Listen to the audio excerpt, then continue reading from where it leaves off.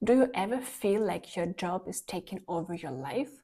Or find yourself dreading Sunday afternoon because the work week is around the corner?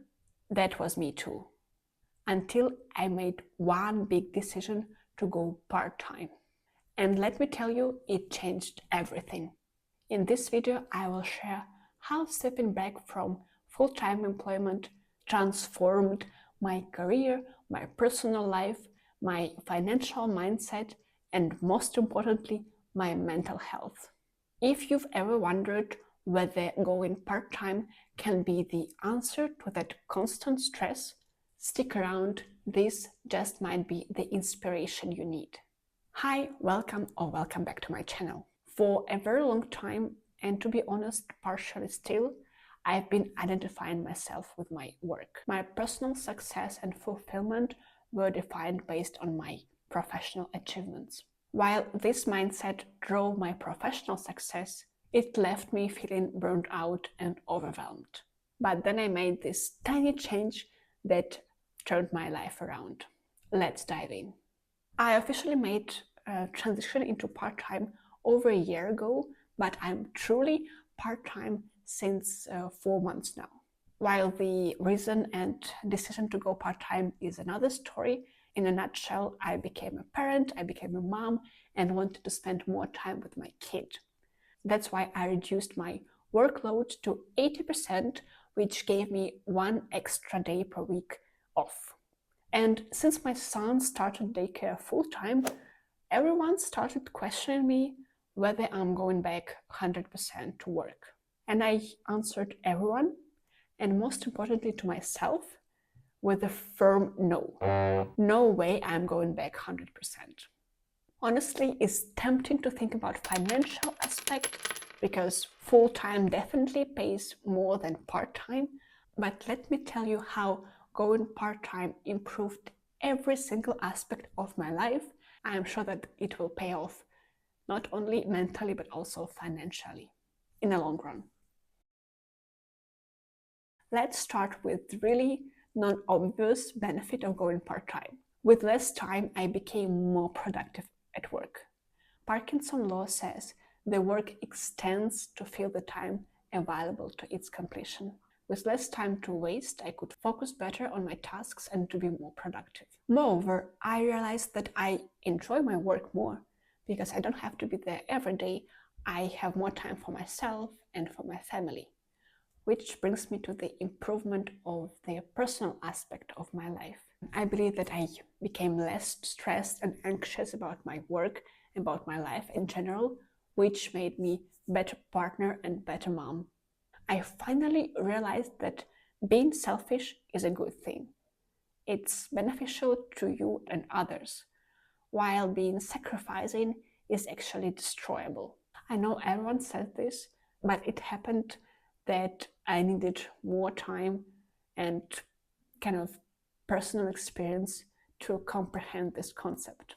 This brings me to the self-care aspect. After years of PhD, chasing professional goals, and very short maternity leave, I felt really drained and exhausted. I had completely neglected my own needs. And then I thought, what can help me? And the easiest part that could help me was doing some massages. But it's quite difficult to fit them when you have 9 to 5, rush into the daycare after work. So it's quite difficult to fit your massage or any treatment in your 9 to 5. Since I started to have that one day for myself, I started to schedule massage sessions very often. And taking this tiny care of myself really improved my overall condition. It's a small thing, but it makes a huge difference. And if you find yourself in very similar situation, I would encourage you to think of one thing that brings you joy, mental or physical, and find time for it. Once I started feeling better physically, I began to focus on personal development. I started diving into content about psychology, self-improvement, personal finance, topics I was always curious but never had energy to explore. I finally found energy to read books that are not related to my work or science, and learning very simple but valuable knowledge about finance, which I always ignored.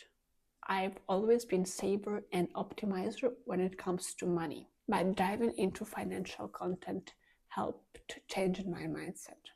Speaking about money, let's talk about the financial side of going part-time.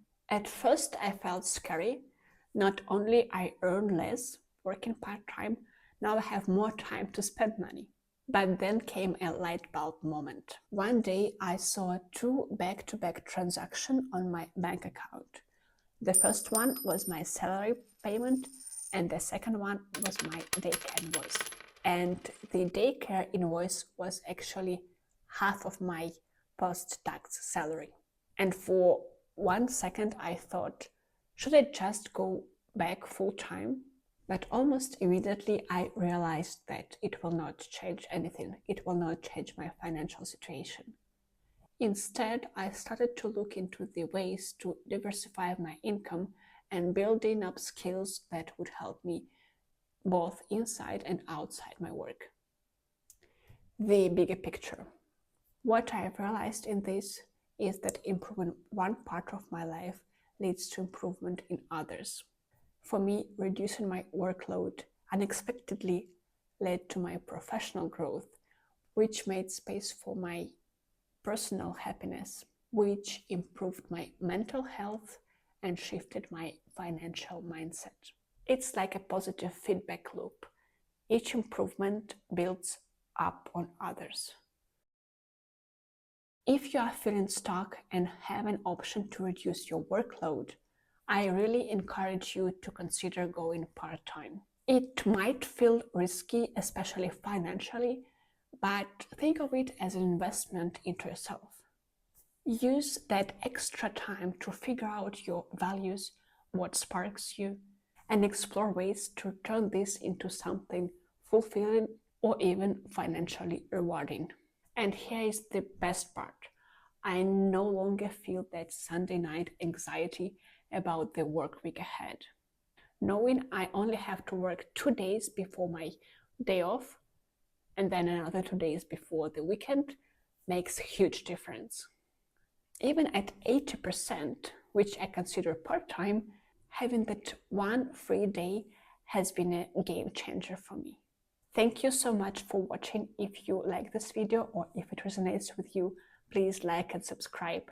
Have you considered going part-time or you are working part-time? Let's talk about this in the comment. I would love to hear your story.